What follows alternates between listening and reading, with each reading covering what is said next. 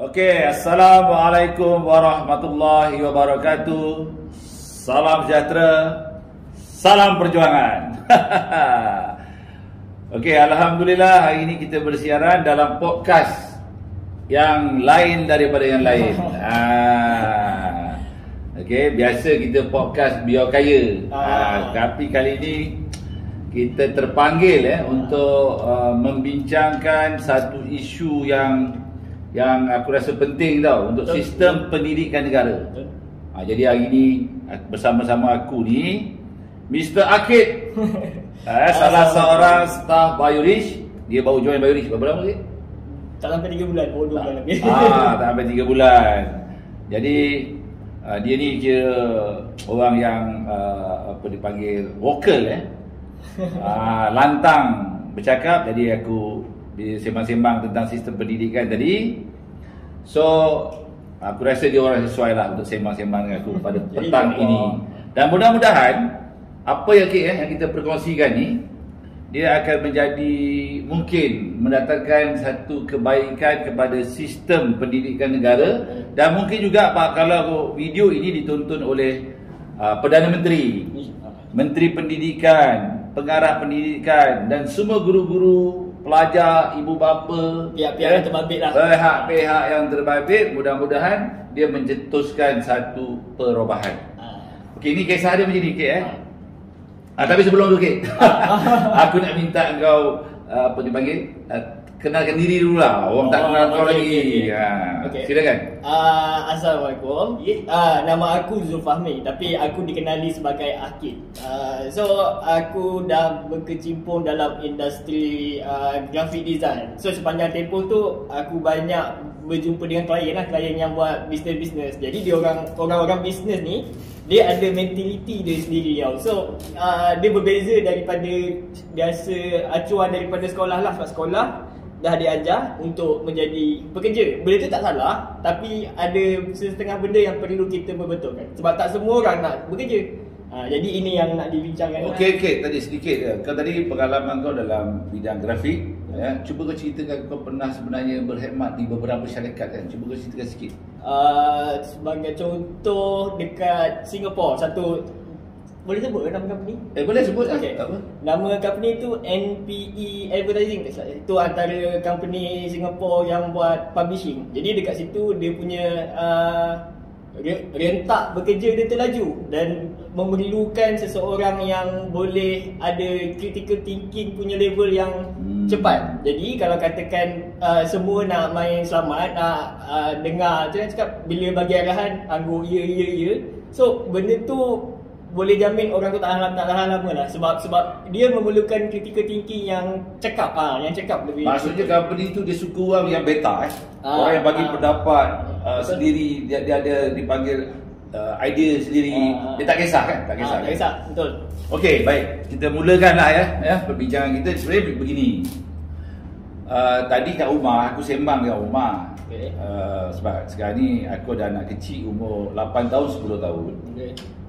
Dia bagi tahu tentang kawan dia ada anak sekolah di Kuala Lumpur, begitu begini dan sebagainya. Lepas tu dia dia bagi tahu anak kita ni macam mana. Sebab dia kata kawan dia ni dia nak target anak dia ni sekolah swasta dulu supaya dia punya IQ dia boleh jadi tinggi.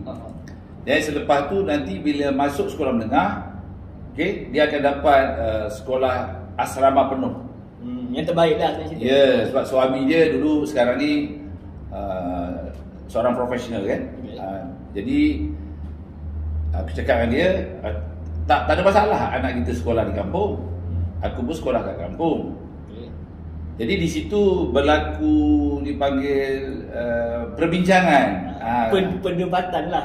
Dan aku pun menerangkan pandangan aku. Dan aku bagi tahu dia, aku bercakap ini menurut pandangan aku sebagai seorang usahawan. Alhamdulillah aku dah jadi usahawan berjaya. Bukan aku bercakap dari sudut mentaliti karyawan orang Indonesia cakap. Kalau kat sini dipanggil orang bekerja lah. Jadi berbeza aku cakap. Betul. So bila aku terangkan lama-lama tu dia faham. Oh, dia kata. Kan? So satu lagi, ketika aku hantar anak aku sekolah pagi umur 10 tahun dengan 8 tahun tu, yang umur 10 tahun tu Sofia, dia macam pegang dada dia. I'm scared. Kenapa? Habis dia cakap, what's going on? Dia kata, Father, I'm scared something I forgot to bring to school. Oh. Either my book or anything. I'm scared. So aku cakap, why? Sebab apa tu? Why are you scared? Yeah, because I scared my teacher will hit me, scold me.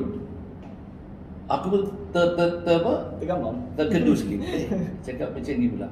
Dan Sofia ni umur 10 tahun ni, dia aku tengok dia takut kalau cikgu dia marah, dan kadang-kadang dia takut untuk presentasi. Mungkin disebabkan jiwa dia dan sebagainya, tak tahulah kan. Yang adik dia Sapua ni pula jadi brutal sikit. Dia tak berapa takut, dia berani bercakap dan sebagainya. Pernah juga dia macam terkedu, termenung. Saya, kenapa kau terkedu, termenung? Dia kata, dia takut juga kalau dia tak bawa something, nanti cikgu dia marah. Tapi kadang-kadang dia, lantak lah, dia pergi buat bodoh je lah, cikgu marah pun cikgu marah lah. Okey, isu dia macam ni yang kita nak bincang ni, kita nak supaya anak-anak kita ni daripada keluar daripada didikan di rumah, dia mendapatkan pendidikan di sekolah, di college atau di universiti ni. Yang pertama, kita nak in product tu, budak tu bila dia besar nanti, dia mesti berani bercakap. Okey, berani memberi pendapat dia. Betul. Sama ada pendapat dia tu mungkin salah, mungkin sangat betul, mungkin teramat betul. Dia tak kisah. Tapi dia berani beri pendapat. Dan juga kita nak dia berani mencuba. Betul. Mencuba. Sekarang ni aku tengok pelajar-pelajar ni, dia takut untuk takut pun dia, malu pun dia mungkin ini yang kita bincang ni, tak semestinya betul, tak semestinya salah. Betul. Jadi kalau betul mungkin boleh diambil poin ni oleh sistem pendidikan negara. Kalau salah, buang je satu sampah. Betul. Cuma yang aku nak bincang begini, kita nak pelajar kita tu berani bercakap, berani bagi pendapat dan berani mencuba. Sebab sekarang ni di Bioris, di Kilang, di HQ, dan juga kita dah berniaga 25 tahun. Kalau nak dikira budak yang praktikal kat sini, aku ingat cecah ratusan orang, ataupun mungkin ribu tau. Selama 25 tahun kita berindustri. Ramai sebenarnya kan. Yalah, daripada bapak dia kerja kat sini, sekarang ni anak dia pula kahwin dan cucu dah. Okey, sebenarnya dah lama ya. So ini aku dapati ramai yang staff-staff macam Akid ni, budak-budak praktikal pun ramai. Dia orang ni tak berani, malu, tak sebagaimana yang aku harapkan. Tak outspoken, nak bercakap tu macam takut-takut, malu. Sedangkan level siswaza sepatutnya kan, kalau kita tengok di negara maju barat bukanlah kita nak agung. Budak kecil kalau kita buat TikTok tu, dia boleh bercakap, dia boleh beta bapak dia. Okey, ada satu program di dekat media sosial Facebook, tak salah aku selalu kalau scroll nampak program tu. Dia punya host dia tu African American. Aku dah lupa lah dia. Dia funny orangnya. Dia selalu panggil budak-budak untuk dia punya tetamu tu. Memang kita tengok budak-budak ni boleh di sana kan, dia orang boleh bercakap, boleh bagi pendapat, peta. Mungkin tak semua, tetapi kita mengharapkan sistem pendidikan kita itu melahirkan pelajar daripada sekolah sampai ke college, ke universiti, dia berani bercakap. Okey, ini pengalaman aku. 90% lebih dia orang ada masalah untuk presentation, untuk bercakap, untuk meluahkan apa-apa dia cakap. So, persoalan sekarang ni, okey, aku rasa sistem pendidikan di rumah, ibu bapa, di sekolah, di college dan di universiti ada kelemahan dan perlu diatasi. Cuba kau komen sikit. Macam apa yang bos cakap tadi tu, keep in mind apa yang bos saya cakap tadi itu dari perspektif dari segi seorang usahawan. Yalah, dia sebagai seorang bos, dia mesti memerlukan staff-staff yang bukan tu saya berkualiti tapi berani bercakap, betul bagi idea apa semua kan.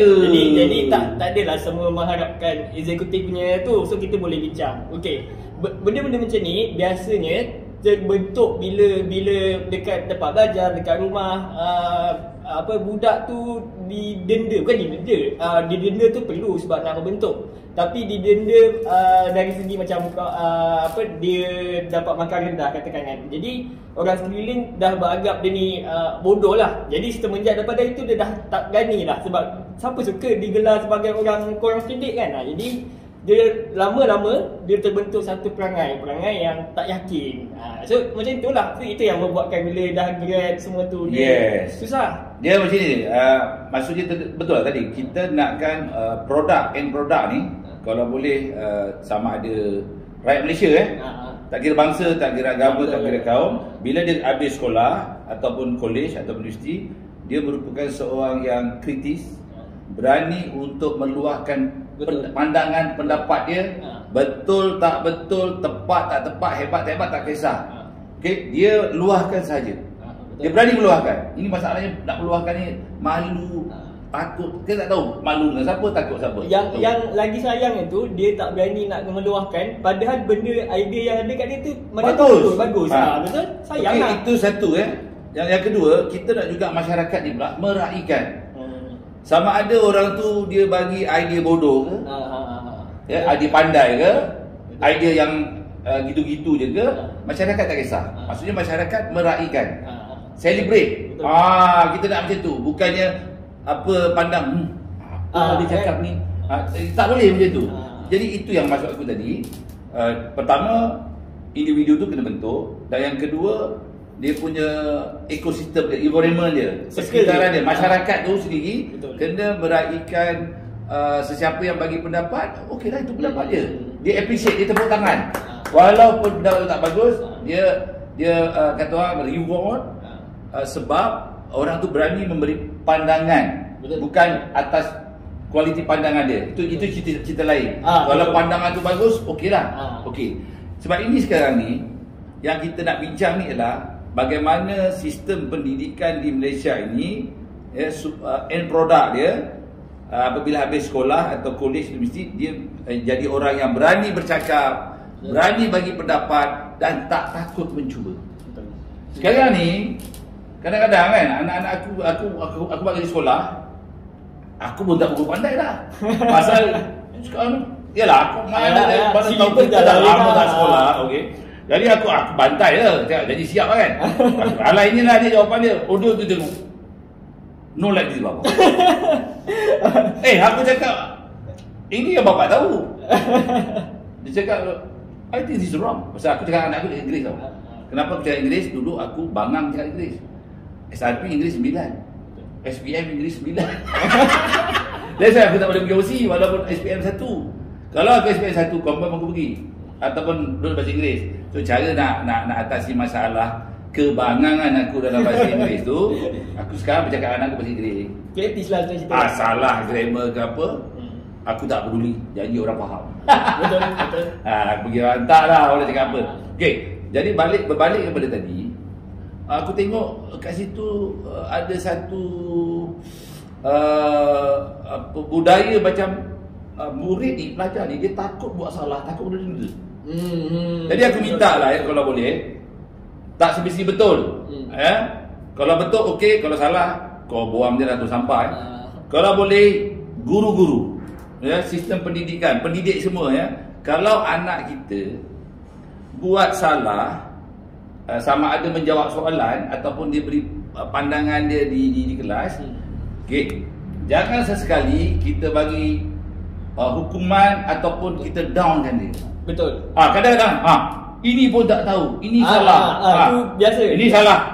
Dah bagi tahu tak tahu, beri atas kursi. Contohlah.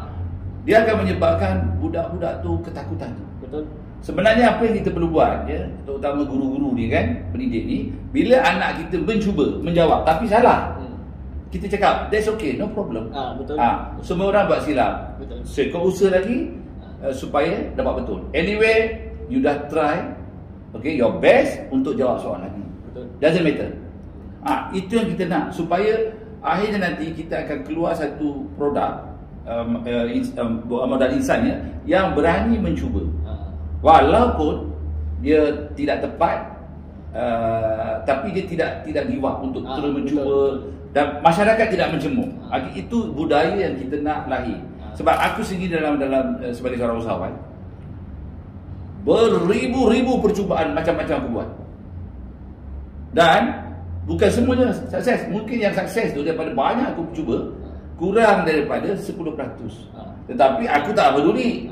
Kebetulan pula kan, aku ni jadi tak peduli apa orang cakap. Mampu lah orang cakap apa, jadi aku nak buat ni, aku nak dapat aku punya target. Sebab kita jiwa usahawan lain ya.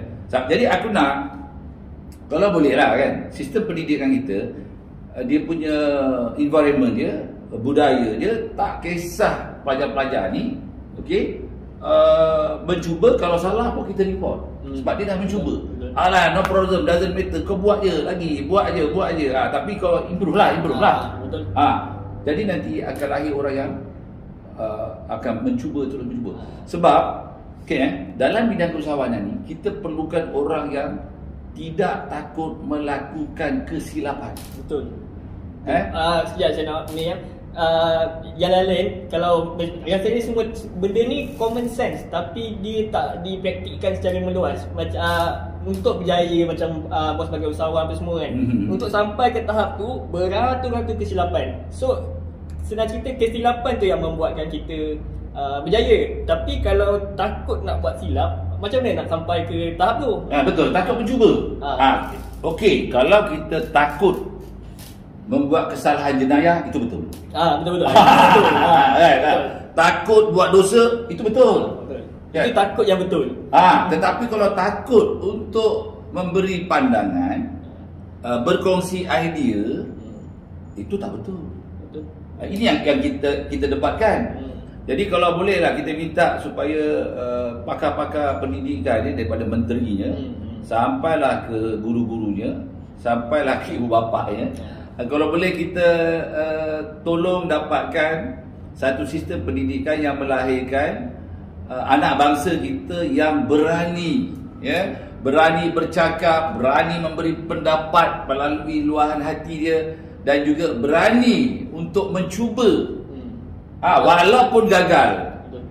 Dalam bisnes, dalam inovasi, bukan semuanya berjaya bang. Betul. Kebanyakan semuanya mula-mula ke laut, bungkus semua, tak berjaya. Tapi dia never give up. Okay, terus cuba.